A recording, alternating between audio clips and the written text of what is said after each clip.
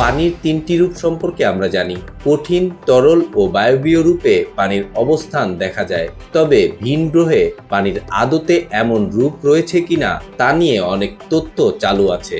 এবার পানির নতুন রূপ প্লাস্টিক আইস 7 তৈরি করেছেন একদল বিজ্ঞানী।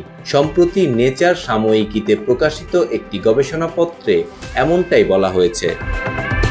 নেচার সাময়িকীতে প্রকাশিত এক প্রতিবেদন অনুসারে ফ্রান্সের ইনস্টিটিউট লাউ লেনজেভিনের একদল বিজ্ঞানী সম্প্রতি উচ্চ ক্যালিবার যন্ত্র ব্যবহার করে পানিকে 6 গিগাপাস্কেল চাপে 327 ডিগ্রি সেলসিয়াস তাপমাত্রায় উত্তপ্ত করে পানির নতুন রূপ প্লাস্টিক আইস 7 তৈরি করতে সক্ষম হয়েছে। পানির নতুন রূপ তৈরির জন্য বিজ্ঞানীরা কোয়াসিয়া এলাস্টিক নিউট্রন স্ক্যাটারিং পদ্ধতি ব্যবহার করেছেন, যা হাইড্রোজেন পরমাণুর মতো ক্ষুদ্র কণার গতিবিধি শনাক্ত করতে পারে।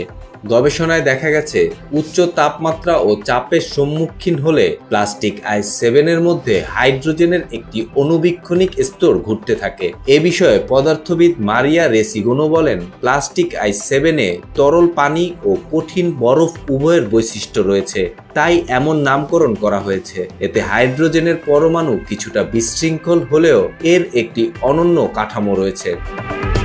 গবেষকদের তথ্যমতে আমাদের সৌরজগতের বরফযুক্ত গ্রহ যেমন নেপচুন, ইউরেনাস বা বৃহস্পতির চাঁদ ইউরোপায় প্লাস্টিক আইস 7 থাকতে পারে।